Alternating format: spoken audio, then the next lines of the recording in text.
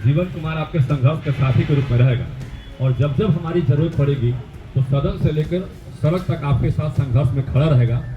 और आज मैं उसी रूप में आपके बीच, भाई के रूप में आपके बीच आया हूँ। दुर्भाग्य है, सर्किट पहुंचने के बाद सरकार ने इसको तोड़ मरोड़ कर पेश करने का काम किया। सरकार के पास मैसेज पहुंचा है और सरकार ने इसको तोड़ मरोड़ कर पेश करने का काम। हम हिंदी के टीचर हैं और यदि आप पूछते कि आप कहते कि आप हिंदी का उसमें से फिर आपका एग्जाम लेंगे जी, तो कोई भी हमको लगता है कोई भी शिक्षक ना नहीं कहते डिपार्टमेंटल एग्जाम होता है।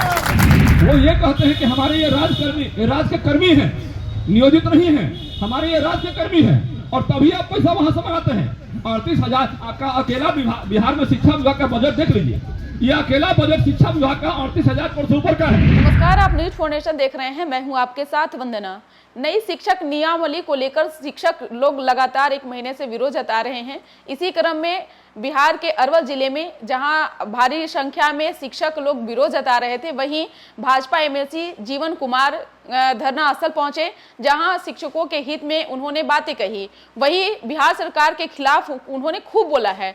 आगे हम आपको उन तमाम बयान के साथ छोड़े जाते हैं कि क्या कुछ कहना है बीजेपी एमएलसी जीवन कुमार। चल रहा है। सबसे पहले हमारे बीच जो शिक्षक वृंद है, सबको हम हृदय से प्रणाम करते हैं कि आप लोगों ने इतनी ऊर्जा के साथ इस कार्यक्रम को जारी रखा और लगातार और निरंतर तब तक जारी रखिए भी जब तक हमारी मांग पूरी सरकार नहीं कर देती है। कि हमारा आप लोग से एक साथी के रूप में, एक एमएलसी के रूप में नहीं, एक साथी के रूप में हमारा एक ये है।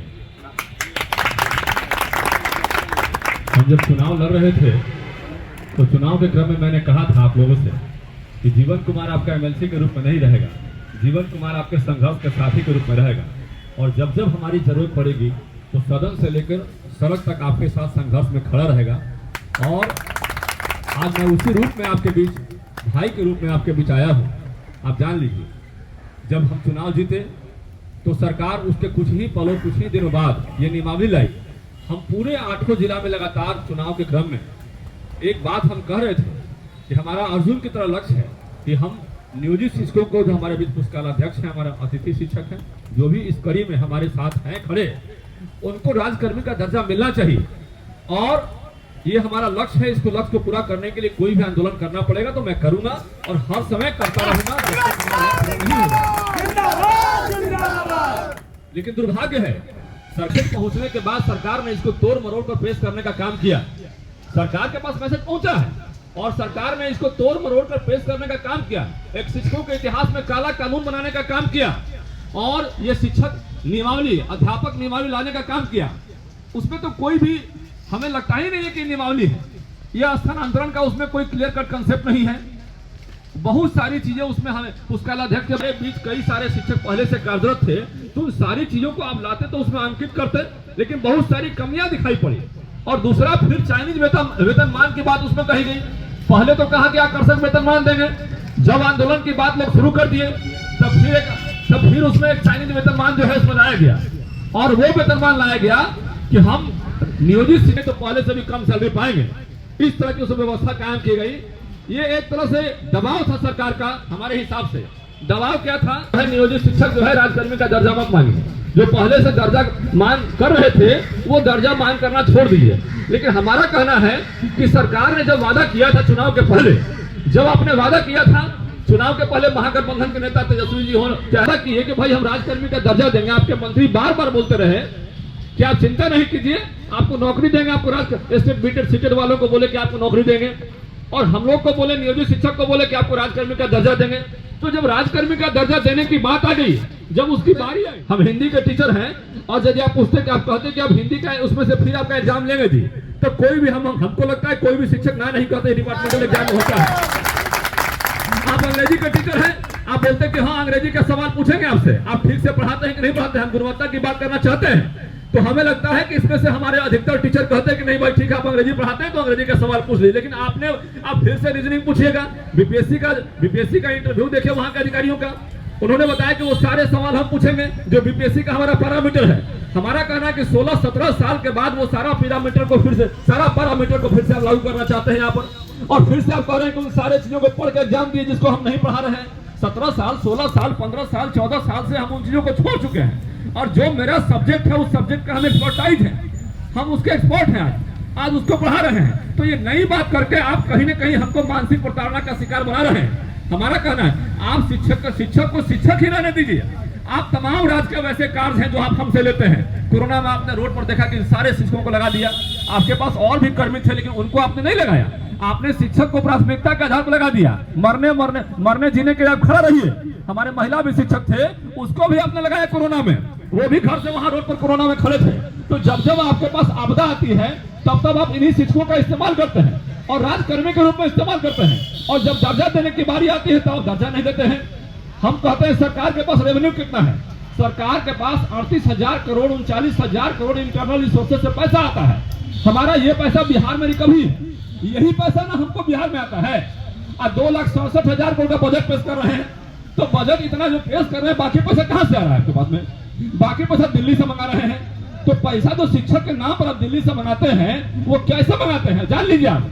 वो ये कहते हैं कि हमारे ये राज्य के कर्मी हैं, नियोजित नहीं है, हमारे ये राज्य के कर्मी हैं, और तभी आप पैसा वहां से मंगाते हैं। 38,000 आपका अकेला बिहार में शिक्षा विभाग का बजट देख लीजिए। ये अकेला बजट शिक्षा विभाग का 38,000 करोड़ से ऊपर का है। तो बाकी विभाग कैसे चलेगा?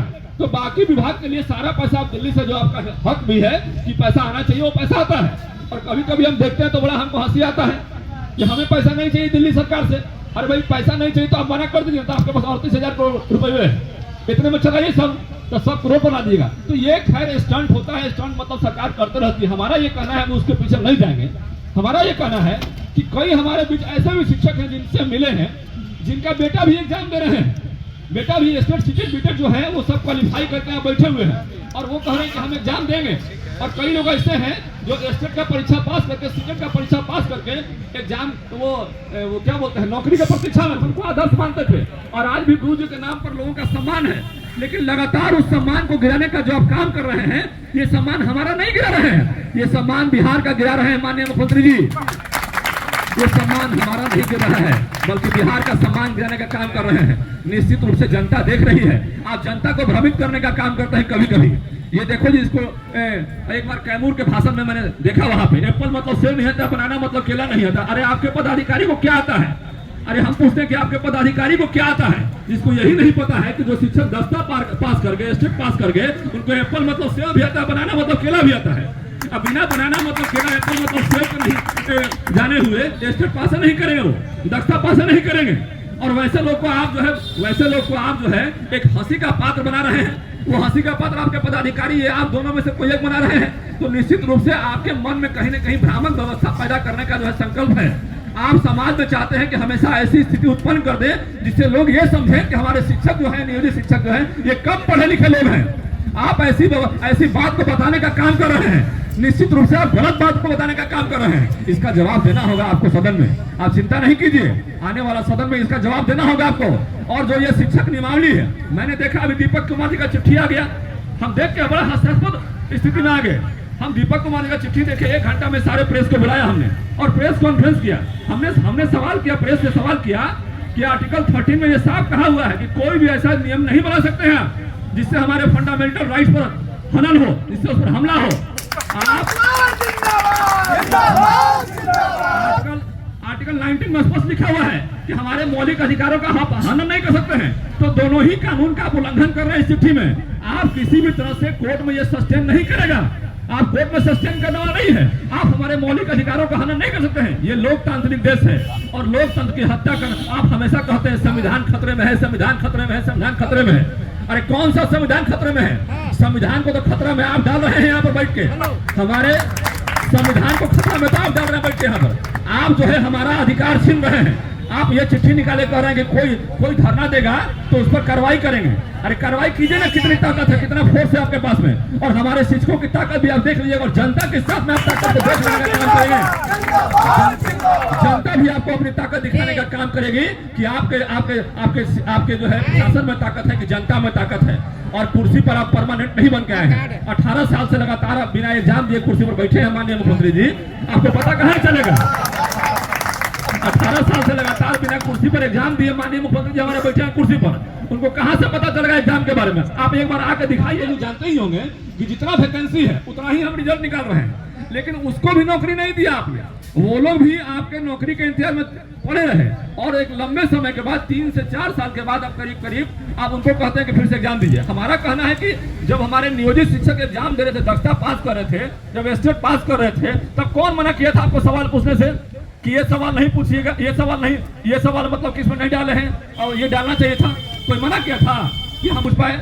हम फलाना में ये सवाल पूछना चाहते थे, नहीं पूछ पाए। अरे कोई मना तो नहीं किया था आपको? जो मर्जी आया सवाल सेट किया, आप ही के पदाधिकारी ने सवाल सेट किया, आप ही के पदाधिकारी सवाल पूछे और जब हम उसमें पास हो गए तब आप कहते हैं कि ठीक है आप नौकरी दीजिए।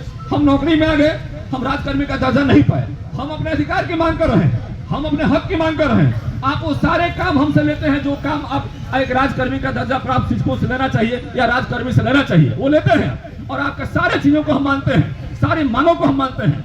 जब पशु गिनना की बात आती है, सड़क सुरक्षा सप्ताह की बात आती है, ट्रेनिंग देने की बात आती है, किसी भी प्रकार की बात आती है तो आप हमको वहां लगा देते हैं। लेकिन आप जब राजकर्मी के बाद हम राजकर्मी का दर्जा देने की बात करते हैं तो आप राजकर्मी का दर्जा हमें देने से कतराते हैं। तो ये दो तरफा बात कैसे चलेगा? पूरे बिहार में शिक्षा को आपने ध्वस्त करने का प्लानिंग कर लिया हमारे हिसाब से। आप शिक्षक को चाहते हैं कि हमेशा रोड पर रहें, शिक्षक पढ़ाए नहीं, अपनी मांगों को हमेशा मांगते हुए रोड पर ही दिखाई पड़े। तो कैसे बिहार का जो है, बिहार का हम विकास की बात कर सकते हैं? आप हिंदुस्तान का पूरा एक डाटा निकाल लीजिए, हमारे यहाँ सब पढ़े लिखे शिक्षक हैं, सब पढ़े लिखे शिक्षक हैं, डाटा निकाल लीजिए। बिना स्पेशल बजट के हिंदुस्तान में जहाँ जहाँ ज्यादा पढ़े लिखे लोग हैं, जहाँ का क्राइटेरिया है और वहाँ ज्यादा विकास हुआ। इसका मतलब है कि जहाँ ज्यादा साक्षर लोग हैं, जहाँ ज्यादा पढ़े लिखे लोग हैं, उसका विकास तेजी से हो रहा है। लेकिन हमारे बच्चों को तो आपने जो है प्रताड़ित करने का काम किया है। जब हमारे शिक्षक को ही प्रताड़ित करने का काम किया है तो शिक्षक के मन में तो हमेशा अशांति भरी हुई है। जो समाज को आदर्श स्थापित करने वाले लोग हैं और उनके आदर्श को आप गिराने का काम कर रहे हैं। साइकिल योजना में मैंने देखा कि साइकिल योजना को छीन कर आपने डायरेक्ट डीबीटी के माध्यम से डाल दिया, पोशाक योजना को छीन कर आपने डीबीटी के माध्यम से डाल दिया। तो ये क्या है? ये हमारे शिक्षकों का आदर्श गिराने का काम किया है। अरे कम से कम इसी बहाने गली मोहल्ले आसपास के परिवार के लोग आते थे कि प्रणाम गुरुजी, प्रणाम मैडम, ये कहने आते थे और कहते थे कि देखिए हमारा बचवा को साइकिल नहीं मिला है। अब मैडम और सर जी सवाल पूछते थे कि देखिए आपका बच्चा ठीक से नहीं पढ़ रहा है, इसी बहाने। अब तो आजकल अभिभावक भी नहीं आते हैं स्कूल में। अब कहते हैं कि हम कहीं जाएंगे स्कूल में, हमारा तो पोशाक का पैसा ही जा रहा है, हमारा साइकिल का पैसा ही जा रहा है। तो उनके भी मन में जो बात जो है ये सब बात चलती है। हम तो कई बार ऐसा प्रैक्टिकल देखे हैं। तो आपने कहीं ना कहीं शिक्षकों का आदर्श को गिराने का काम किया है। तो निश्चित रूप से सदन में इस बात को हम बोलने का काम करेंगे।